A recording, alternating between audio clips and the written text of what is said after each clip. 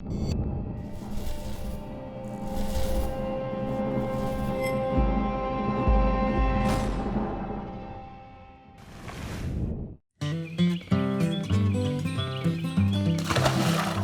week on Kentucky Afield. Live bait is hard to beat while fishing for bass. That's a pretty good haul right there. That's a ball of them. It sure worked well for us on Nolan Lake. It's a good fish. Here you go. Next, we're in the boat with a high school bass fishing state champion. Here we go. Double. Then, what do you do if you find a deer fawn? Mother is just off in the wood line 9 times out of 10. It's all next on Kentucky Afield.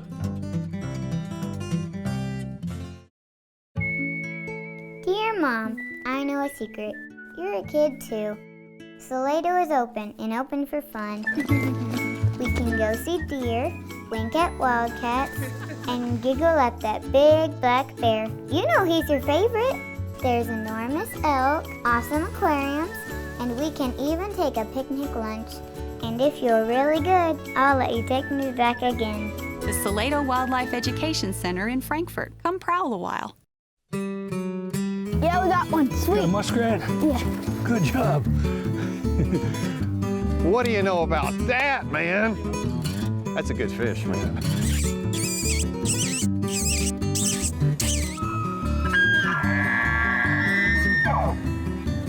Nice male smallmouth, healthy, pretty colors.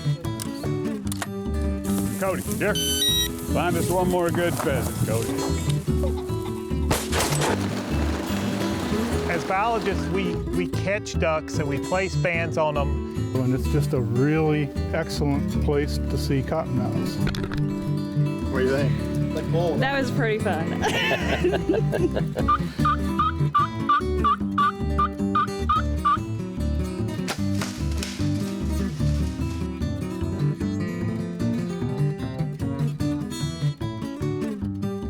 Hello, and welcome to Kentucky Afield. I'm your host, Chad Miles. Join us as we journey the Commonwealth in search of outdoor adventure. Whether you call them crayfish, crawfish, crawdads, or mud bugs, they can be great for fishing. And here in Kentucky, they're readily available.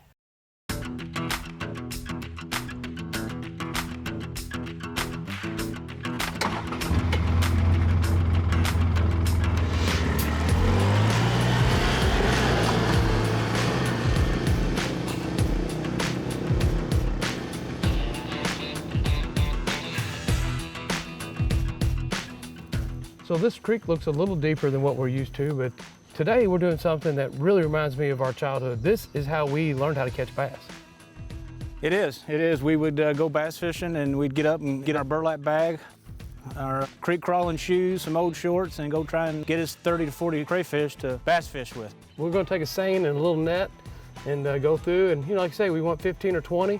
This is a really, really good way to pick up probably a bass favorite food source. If you can come in here and get you a bucket full of these, it's pretty simple after that. It's a hook and a split shot. Let's grab our seine and get after it. Let's go see what we can round up. I'll tell you what, let's put a little bit of water in this bucket. I got a bag here that we're gonna put crayfish in. Just give me about 2 inches of water in there, or less.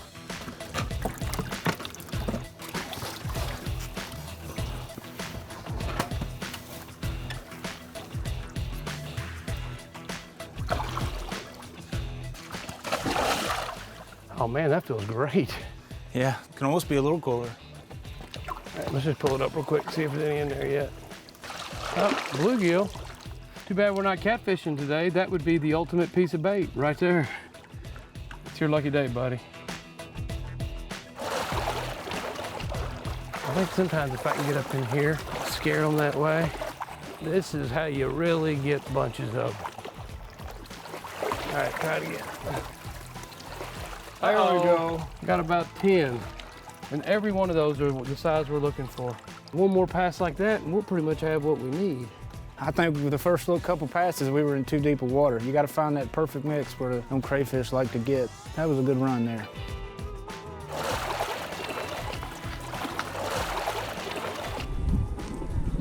Oh, I seen them swimming in there, a couple of them. Y'all pick it up.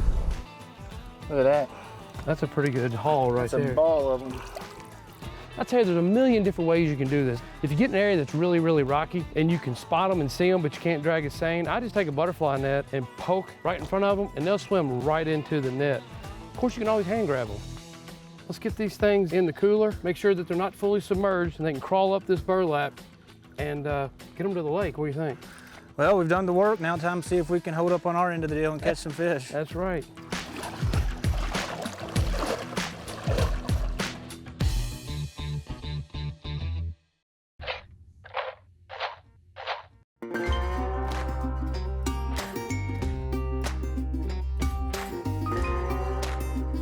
We're down here at Nolan Lake.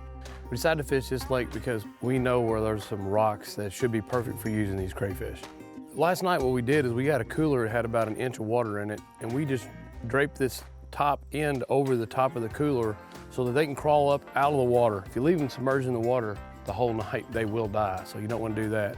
So now I'm going to show you how we're rigging this. We're going to use a 1/0 circle hook and then an 1/8 ounce split shot. Just going to tie this on. Is our lucky little winner of the day. We'll tail hook these kind of right in the middle. You don't want it to hang way out because you can almost make it weedless. Now when that thing hits the water, it's going to take off swimming. So when this thing settles in on the bottom, it's got some free range to move around, and then if he decides to go into his natural motion, and that is to hide under a rock, you need to be able to just pick him up out of the rock and let him drift back down.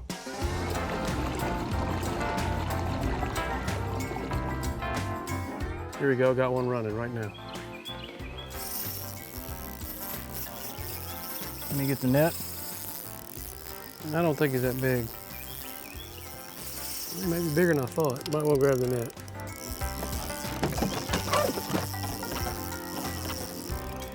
Yeah, look at there.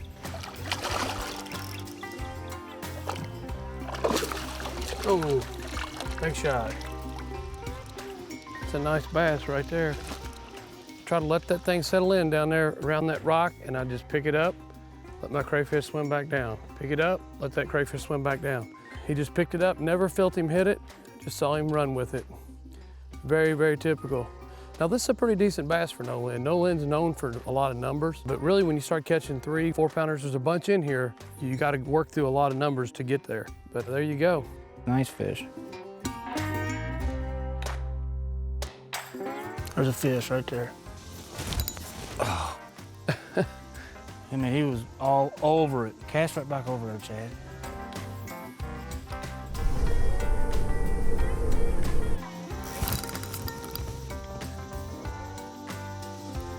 Like a spot. There we go, spotted bass. Look how pretty. Like I say, hooked right up into the roof of the mouth again. That was my fish, Chad. I think this fish did. See that right there, Brian? That's your crawfish. Yep, right there. I think he hit your line first, didn't he? Yep. I tell you what, that is a size spot that's really good for the dinner table. Get this one back. Yes, they are.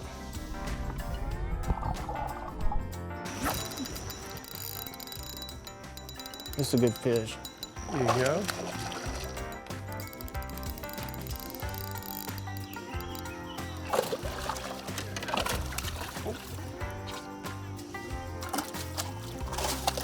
Now, settle down there, would you? There you go, Brian. It's a good fish right there. You got yourself a 2.5 pounder or so there, probably 18-inch fish, maybe even a little better. Beautiful markings and nice, healthy bass. Right on the bank. That's a natural spot for these bass to be. Typically, we'll catch them out on the deep rocks, but the water's rising, the fish have moved to the bank, and that's a natural spot for crayfish to be hanging out, is in that shallow water.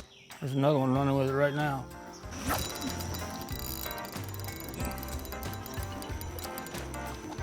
Is that a good fish? About like the last one, I think. Get the net.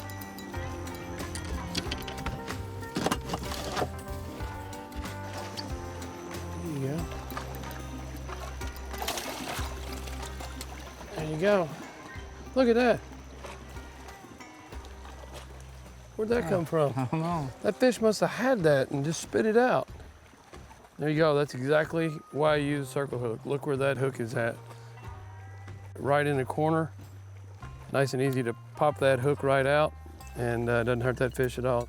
That's why you use crayfish. You can catch everything. I've caught catfish, bass, I've even caught crappie on accident. Just about everything we eat a crayfish. Yeah, it seems like every one we've caught today, they hit it and you hardly know it, but they come swimming right at you. Really got to watch your line. You got to keep it taut.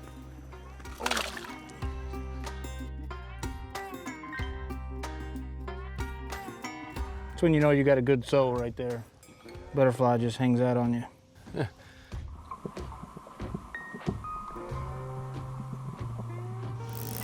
Here we go. What is that? Look at there. Warmouth. Tell you what, we talked about earlier, that's 3 species of fish now we've caught on these crawfish. If you're a bass fisherman and you throw a jig very much, you will catch one of these. And a jig is imitating a crawfish, so you know that these things feed on crawfish quite often. You really got to make sure that if you're going to just leave this burlap bag up on the deck of your boat, that about every 20 minutes or so, just dip it in there and get it wet and just set it back up there. That'll keep those crayfish alive for a very, very long time.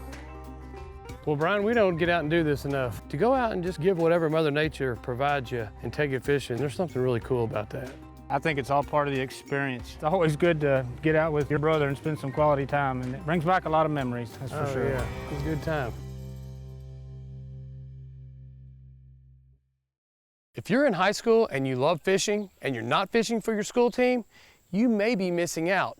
Let's go meet the 2018 high school bass fishing champion.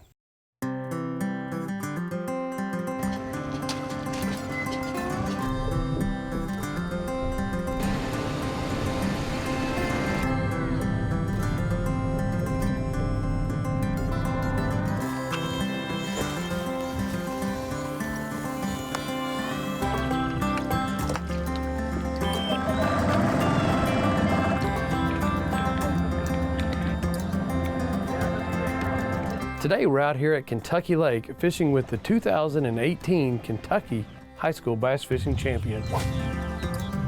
So Evan, you got into fishing at a really young age. My grandparents got me heavily involved. I've had to either learn from grandparents or, you know, internet's become such a huge deal that a lot of it's just learning from the internet. Oh yeah. There you go. Yeah, there you go. Oh, I missed him. I missed mine. Thought we had a double there. May get something going here. That's about an old, little old 2-pounder. 2-pounder. Let's get this one back. Yep. You are going to be a junior, so you probably Yes, sir. don't remember a time where you didn't have an option to fish in high school, but high school bass fishing is relatively new. It's fairly new, and it grows bigger and bigger each year. I think this year there was either 21 or 2,200 high school anglers registered in the state of Kentucky. Wow. So to come out as state champion, you probably never would have thought. Yeah, because you got 2 kids per team, so to have 1,100 teams and you be ranked #1 for that year is pretty significant. You're involved in tractor pulls? Tractor pulls, yeah, I've got 4 garden pulling tractors. You got some interesting hobbies. Yeah, I got quite a few. Got bass fishing, tractor pulling, and I'm heavily involved with FFA. Are you going to try to fish in college? I'm gonna try to. You got a particular school that you're looking at? Well, I'm gonna try to be a mechanical engineer. Okay. So probably UK's got a great engineering school, and we've got a UK campus in Paducah. Okay. So that wouldn't be too far from home. But if I can try to just get a scholarship somewhere that's got a good engineering school, that would really be premier. Well, I have to pull the trolling motor and head down to that brush pile.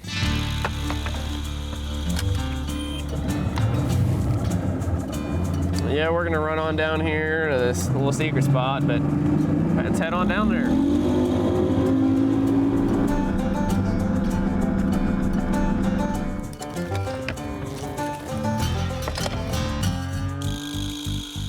Well, Evan, this is also part of bass fishing, isn't it? Very true, yeah. You gotta stick out in the weather. No matter what happens, you're just gonna have to sit here and just take it in. It's, you know, as long as it's safe and we're not having any lightning, this is the kind of conditions that if you're gonna be a tournament bass fisherman, you have to be ready to sit out here and fish in the rain. That's definitely true. And a lot of people like it. I mean, as far as the fish go, sometimes it can be better But sometimes it can just get really tough. Yeah, I've heard a lot of people say that their best day that they've ever had is on a rainy day. Yeah. Hopefully we can just stick it out a little longer, wait for this rain to pass, and hopefully get on some fish. You know, what's it, 5 by 3, right? 5 by 3, no excuses. You gotta have five keepers by 3 o'clock. Yeah, we got one right now. We got one. You know what? It'll happen. Well, Nick Benz, well, congratulations. Marshall County, right here in the heart of some of the best fishing in the state of Kentucky. You guys deserve a state championship. Appreciate it. You know, it's crazy. When I first started off, you know, you don't really think about state championships or anything like that. But, you know, you try to set up the program so the kids take control, and if they want to fish more, they fish more. And we just try to give them an opportunity to do the best, and Evan and Tristan did a great job. To be on the fishing team, they got to keep the grades up, right? Right. You know, a lot of people want to call it a club. It's not a club. This is an official sport. We have a regional. Obviously, we have a state championship. Of course, we don't require, but we do some volunteering. And, you know, we just try to get them involved in more things than just fishing. Because you don't get these sponsorships on your jerseys right here without being involved in the community. Rods and reels, fishing line, gear, boats. You got to have the community involvement. Well, that's just it. And you know, that's when people say, well, how do I be on the fishing team? I said, well, the first thing you got to do is you got to find somebody with a boat. And then they say, well, you know, and they kind of act like they want me to find them for them. And what I always tell them is, how bad do you want to fish? Mm-hmm. If I wanted to fish that bad, if they're having a tournament today, I'd stand here and every man that walked off every woman walked off, I'd ask them, hey, would you captain for a tournament for me? It goes way beyond fishing. It really is teaching kids how to succeed at life and using something that they can do for the rest of their life. There's one. You got him? Yeah. There you go. I'm gonna get out behind you because that's a smaller fish. See if I can't maybe get one with you. You're not gonna need a net, are you? Oh, I don't know. It's a pretty big one if you... Look, here we go. Double. Black bass, though.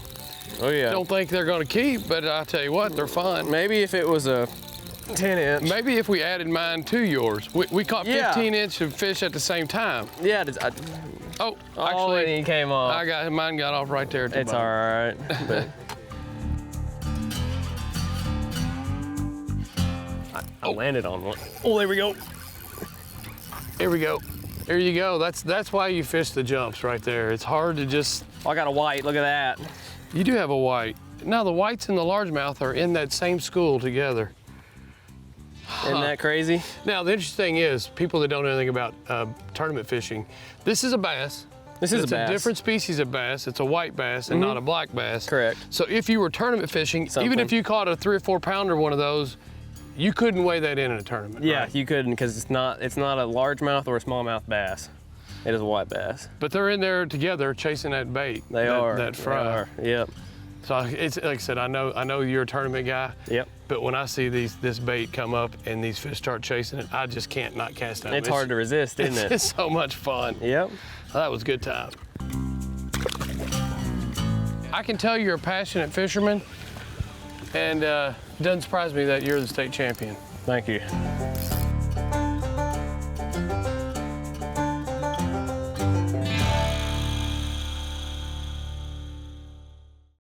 Now let's check in and see who's catching what and where in this week's fishing report. This is Adam Martin with your Western District Fishing Report. The Twin Lakes are both beginning their slow draw down to their wintertime elevation. For many bass anglers, this signals the beginning of a better topwater bite. Generally speaking, the shallower the water, the easier the topwater fishing is because it naturally puts the fish in closer proximity to the top of the water. Anglers are still reporting good catches of bass in the early mornings and late evenings. The shad are very plentiful in the coves and on the main lake. Anglers can expect those shad to begin moving shallower as we edge closer to fall and cooler water temperatures. A few crappie are still being caught, with Lake Barkley being the most productive of the two lakes. Most crappie anglers are targeting those fish in deep water by trolling crankbaits near structure. Catfish anglers are still reporting good catches below both dams. This can be a great time to target the tailwaters if you've never done it before. As the lake elevations continue to fall, please be mindful of newly exposed underwater objects and always wear your life jacket and kill switch. This is Jeremy Shiflett with the Fishing Report for the Northwest District. At Rough River Lake, anglers are catching hybrid striped bass and largemouth bass in the jumps early and late in the day. Swim baits, rattle traps, or live shad fished 5 to 10 feet under the jumps have been producing larger fish. Crappie are being caught trolling and on brush 10 to 15 feet deep. Use small crankbaits, jigs, or minnows. Please keep an eye out for hybrids with pink tags in their back. You catch a tagged fish, please release the fish alive if possible and call in the info from the tag. At No Lynn, the bass are holding deep, fish main lake points and isolated cover in the 15 to 20 foot range. At Malone, the bass are being caught deep as well using big plastic worms and creature baits. Channel catfish are being caught on bluff walls and around the state park beach. Bass and catfish are active in our smaller state lakes, with mornings and evenings being the most productive. Good luck and be safe. This is Justin with your fishing report out of the Northeast. With the warm weather we are having, there are a few opportunities out there to catch some nice fish. On Cave Run and Grayson, crappie are biting on the deeper department piles. Target piles in 18 to 20 foot of water. Make sure you use your graph. If you pull over the pile and it looks like it doesn't have fish, try the next pile. Jug fishing for catfish is really starting to heat up. Try using fresh cut shad for channel cats and live bluegill for flatheads. Remember that jugs can only be set on lakes over 500 acres, so that limits it to Grayson and Cave Run in our district. If you want to target catfish with rod and reel, we are getting good reports of nice sized fish being caught at Will Green and Greenbow. Another great option is bluegill and red ear at some of these small impoundments. That should do it for us in the Northeast. Good luck when you go fishing. Have you ever come across a fawn and wondered where the mother is? If you encounter this, this is what you should do. I am in Clay County. We just walked in and found a couple of fawns. We're working with Joe McDermott here, and Joe's with the Department of Fish and Wildlife as well. And you're doing a study, and we located these fawns, but tell everyone why it's important that we don't walk in and locate fawns by visually and messing with them. Well, yeah, the only reason we're actually handling these fawns is because you know, we're doing this survival project, so we have to catch them. Now, a normal person may walk through a field and find a fawn and think that it's abandoned and maybe pick it up and take it to someone they know in Fish and Wildlife or a wildlife rehabilitator. That's not really what we want to happen. We want the regular person to just leave the fawns alone, because mother is just off in the wood line 9 times out of 10, and she's going to come right back. Well, you guys even today, you have the mother collared, and you could use the telemetry and tell that she was there in the wood line. I'm sure she had eyes on us. I'm sure she did. She's keeping her safe distance, and she'll return to those fawn as soon as she knows it's safe to feed them. And if you stay with them for a long time, they can imprint on you, correct? And you don't want that to happen, right? It's possible. That's why we try to minimize our presence on the scene. We try to wear gloves and remove the animals just enough so we aren't actually influencing where the animal selected it, you know, to hide. So if you're walking through the woods and you happen to see a fawn this time of year, first off, don't touch it, right? Don't touch it. Secondly, don't hang around it and remove yourself from that situation so that fawn has the greatest chance of survival, correct? That's correct. All right, well, thanks a lot. We hope that message gets out there, because we want our doe population and our deer population to continue to grow, and this will obviously help. All right. So thank you. Yes, sir. Now let's check in and see who else has been out having fun in this week's Ones That Didn't Get Away. Here we have Judy Gotterweiss with her first deer taken in Grant County, Kentucky. Nice job. Here we have Gabriel Wingard with a nice buck that was taken in Marshall County on Clarks River Refuge. Nice job. Here we have 3-year-old Riley Merman, who caught her very first fish at her dad's Sportsman's Club in Campbell County. Congratulations. Here we have a nice buck taken by Matt King in LaRue County, Kentucky in 2017. Nice job. Here's a beautiful bull elk taken by Andy Ingram from Woodford County. Took this nice bull elk in 2017 while hunting in Perry County. Here's a nice deer taken with a muzzleloader by B.G. Gross in Big Bone, Kentucky. Nice job. Here's one of my favorite things to do. Carter Willoughby went nighttime bass fishing on No Lynn with his dad, Garrett. Nice job. This is his first bass ever while night fishing. Larry Cornett with the Kentucky Bear Hunters Association took this nice black bear in Harlan County in 2017. Nice job. Jeff Cornett took this nice black bear while hunting in Pike County in 2017. Congratulations. Do you have a hunting or a fishing photo that you'd like to share? Well, Kentucky Afield is now accepting emailed photos of the ones that didn't get away. We will no longer accept photos sent through the mail. Email your photo to us at kyafield.ones@ky.gov. Hey, make sure you join us on August the 11th for our Wildlife Diversity Call-In Show. And remember, hunting and fishing on private property is a privilege. Always ask permission and thank the landowner. Until next week, I'm your host, Chad Miles, and I hope to see you in the woods or on the water. Deer processing from the field to the freezer continues to be a runaway favorite for hunters everywhere. From ribs to roast, Sim Harp makes it look easy. Ordering information can be found at fw.ky.gov under the Kentucky Afield tab.